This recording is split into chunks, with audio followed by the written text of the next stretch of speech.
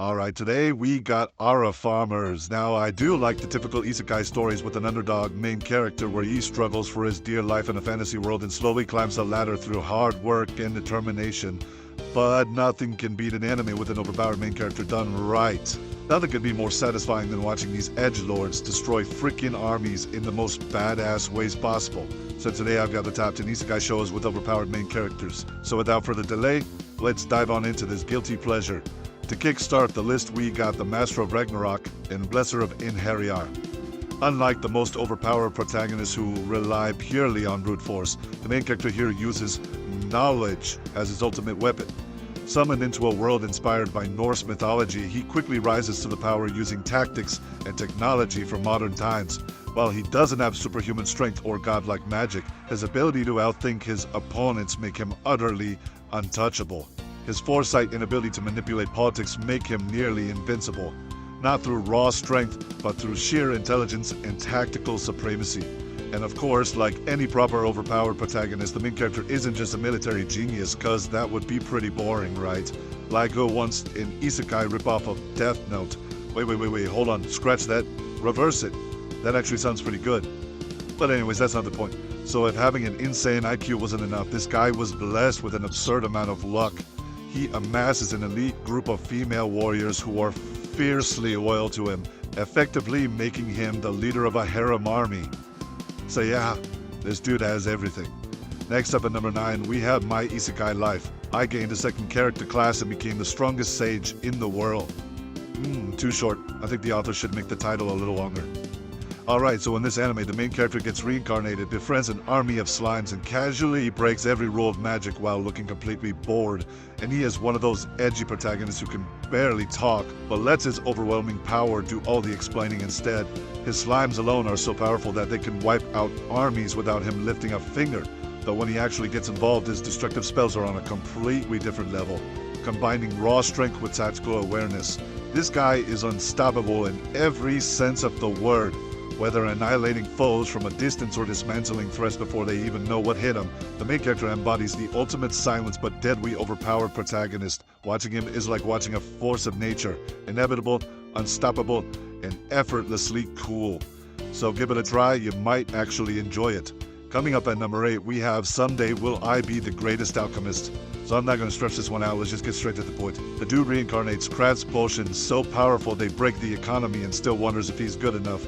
And this one's basically straightforward, the title already spoils the outcome. The main character's abilities allows him to craft items, weapons, and potions so absurdly powerful that they defy logic. Eat an elixir that restores someone from the brink of death? Check. Want a weapon capable of slaying a dragon in one strike? Easy. His creations are so overpowered that he makes the traditional warriors and mages feel like a freaking third rate. And despite the world's challenges, the main character never truly struggles. He crafts his way out of every problem, making every major obstacle feel trivial. While other heroes train and fight for their victories, he casually whips up potions that solve issues before they're even begun. And while this anime may be filled with cliches, it's still enjoyable. So go and give this one a try. After that, at number 7, we've got The Red Ranger Becomes an Adventurer in Another World. Now, is it just me, or a number of shows related to Power Rangers suddenly increasing in the last couple of years? At this point, this might even turn into a whole new genre. You know what? I don't think I'm complaining. So here, just as the name suggests, the Red Ranger is isekai and ends up going to the most cliched fantasy tropes. But there is a singular issue. It's that the main character is freaking broken. The insane combination of trained combat skills, the ridiculous agility, and the plot-driven power-ups basically makes him a calamity of nature. Even before getting reincarnated, the protagonist was already a trained fighter. But after arriving in a fantasy world, he doesn't just keep his skills, he enhances them to a ridiculous degree. Every enemy he faces is essentially a tutorial boss, while he operates at final battle levels of strength, and despite not belonging to a team anymore, he still fights with the confidence of a squad leader. His sense of justice is just unshakable, and his moves are so exaggeratedly powerful that they defy normal fantasy battle expectations. His Saitama from One Punch Man embodied the ultimate satire of shonen battle strength. The main character here is a full parody of isekai power fantasy tropes, so give it a try, it's actually pretty decent. And up next at number 6, we have How Not to Summon a Demon Lord. So this is basically the dream of every RPG player ever, except the ones who play Genshin. They're just gooners. And here we have a socially awkward gamer that somehow ends up as a demon lord. Then he accidentally enslaves 2 girls and proceeds to humiliate the entire world with cheek tier magic. And to call this main character strong, well, that just isn't enough. This guy is basically a walking glitch.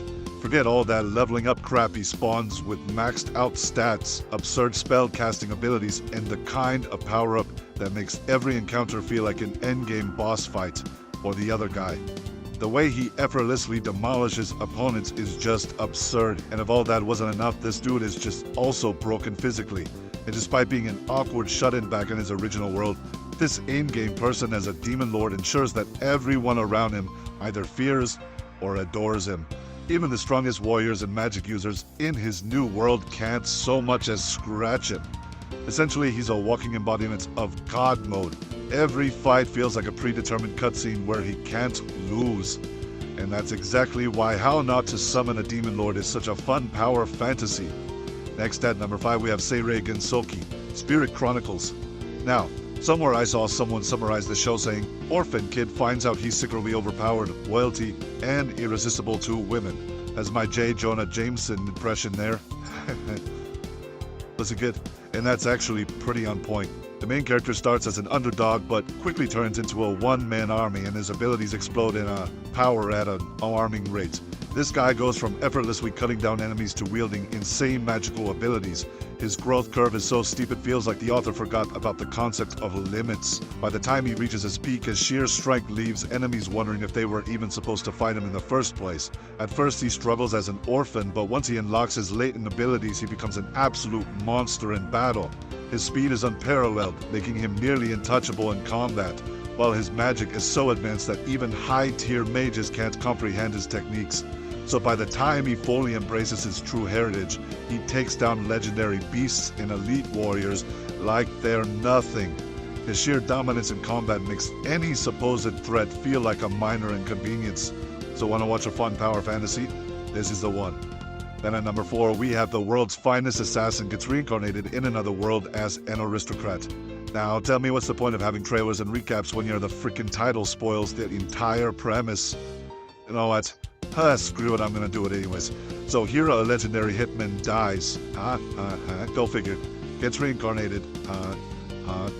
And turns his new life into a speed run of assassination world records. Well, that one wasn't really in the title. And this dude is a man designed to be the ultimate executioner. Reborn in a world where assassination is more of an art than a profession, he doesn't just overpower his enemies, he systematically dismantles them with almost the same level of precision as characters like Light Yagami and Shikamaru. Unlike many overpowered protagonists who rely on brute force, the main character combines strategy, magic, and an intellect that makes his approach terrifyingly efficient, making him one of the deadliest reincarnated assassins in anime. So give this show a try, you might really enjoy it. Then at the third spot of today's list we have Sunny Boy. Now this isn't the first time I'm talking about this anime, but you guys simply decide to skip over this anime and then go off to watch the latest season of Rent-a-Girlfriend. Shame on you.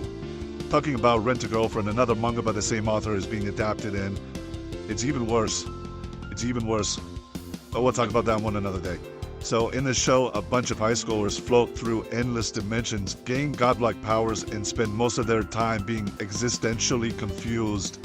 Anime character here doesn't wield the sword, cast spells, or engage in epic battles, yet he might be one of the most overpowered characters in anime history.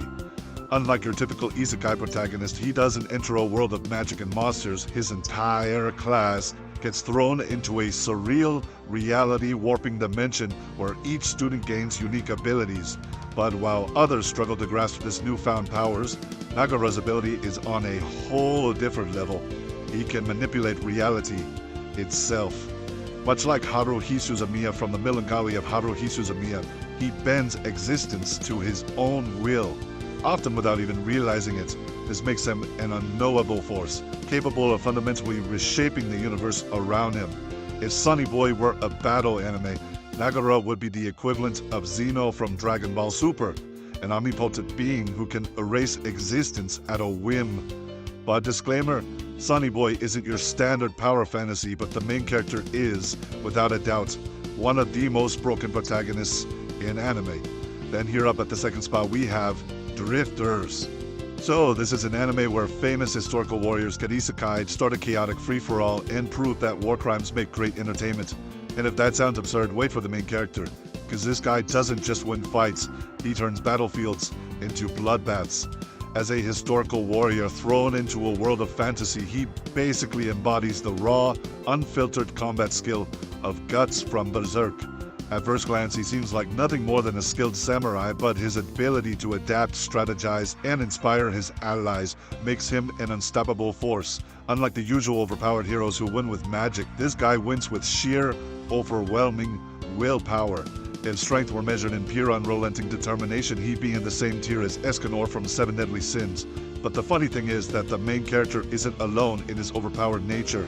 He's surrounded by other historical figures, each just as broken in their own way. But even among legends, he stands out. He thrives in chaos, fights with a ruthless efficiency that borders on madness, and refuses to back down even when outnumbered. Such a damn good show. Definitely worth giving it a try. But of course, we obviously have at the top spot, the Eminence in Shadow. A delusional edgelord accidentally creates a world-dominating secret organization filled with waifus, and after that, the dude thinks he's just playing pretend. And before I start talking about the main character, I need to talk about something.